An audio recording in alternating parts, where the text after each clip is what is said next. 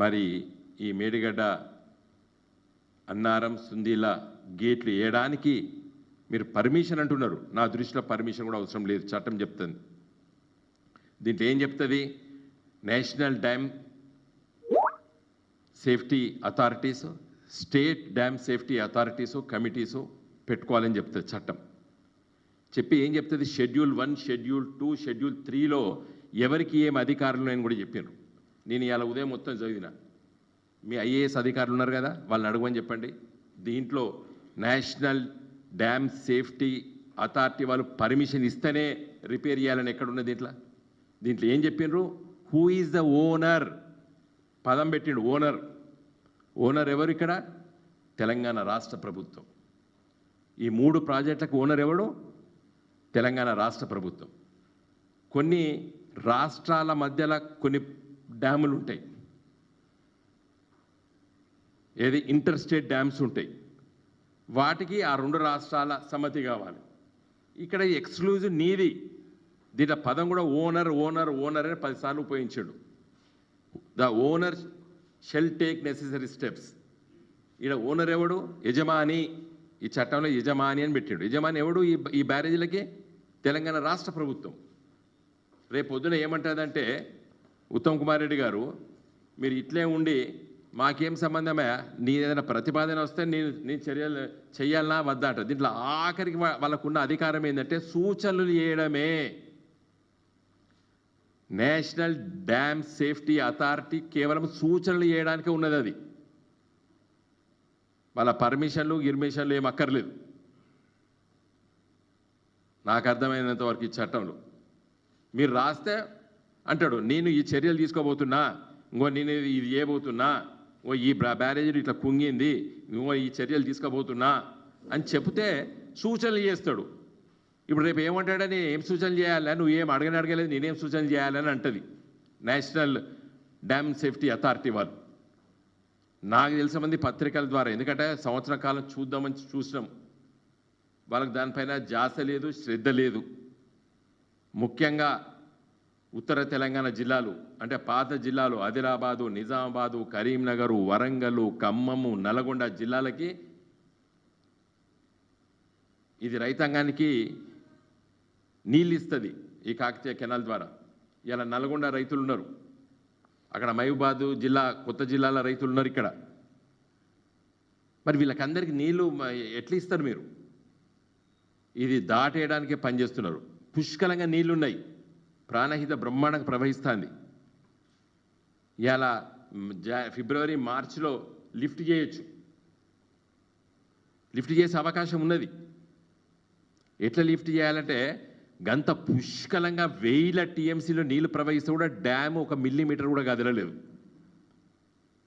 ఇంకా మీకు అందరికీ తెలుసు,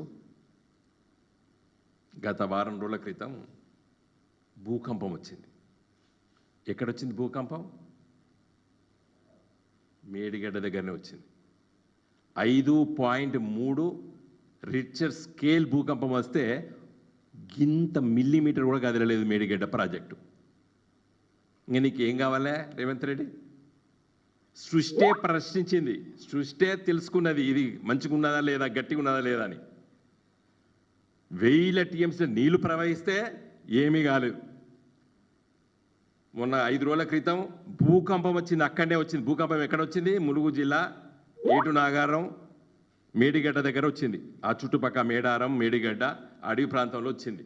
ఎపీ సెంటర్ అక్కడ వస్తే కూడా గింతంత మిల్లీమీటర్ అంతా కూడా దానికి ఏం కాలేదు మేడిగడ్డ ప్రాజెక్ట్. ఇంకేమైతుందే? సృష్టి చెక్ చేసుకున్నది మేడిగడ్డ ప్రాజెక్ట్ పైన. అంత బ్రహ్మాండంగా అది ఉన్నది. చిన్నపాటి పొరపాట్లు జరిగితే మెయింటెనెన్స్ అదేదో జరిగితే ఏదో జరిగింది. కాబట్టి ఈ చట్టం పేరు చెప్పి ఈ national dam safety authority permission ఇవ్వాలని నేపంతోనే వాయిదా వేయకండి.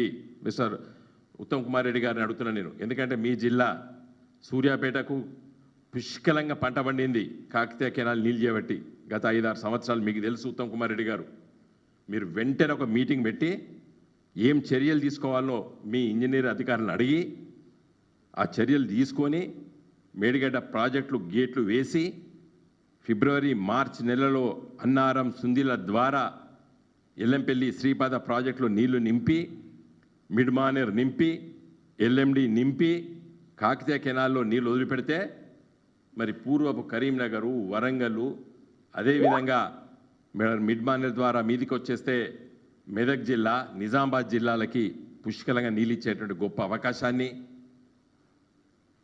ఈ యాసంగి పంట నష్టం కాకుండా చూడాలని చెప్పి నేను ఈ రాష్ట్ర ప్రభుత్వాన్ని దృష్టి పెట్టి చర్యలు తీసుకోవాలని చెప్పి కోరుతున్నాను.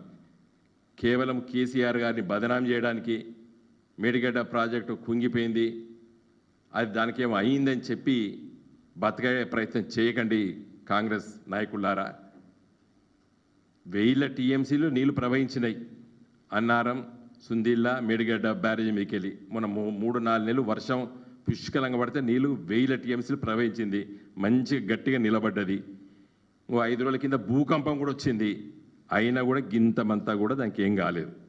కాబట్టి వెంటనే మీ జియాలజికల్ స్టడీసు ఆ స్టడీసు ఈ స్టడీస్ ఏం స్టడీసు భూకంపం వచ్చి అక్కడ వస్తేనే గట్టిగా నిలబడ్డది. కాబట్టి వెంటనే చిన్నపాటి తప్పిదాలు ఏమైనా జరిగితే సరిదిద్దండి, ఒక ఇంజనీర్లతో పనులు చేపియండి. ఈ కమిషను ఆ కమిషను ఏం చేస్తే కమిషన్లు బువ్వ పెట్టాయి కమిషన్లు.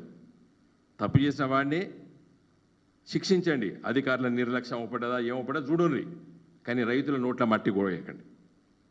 రేవంత్ రెడ్డి గారు, జై తెలంగాణ.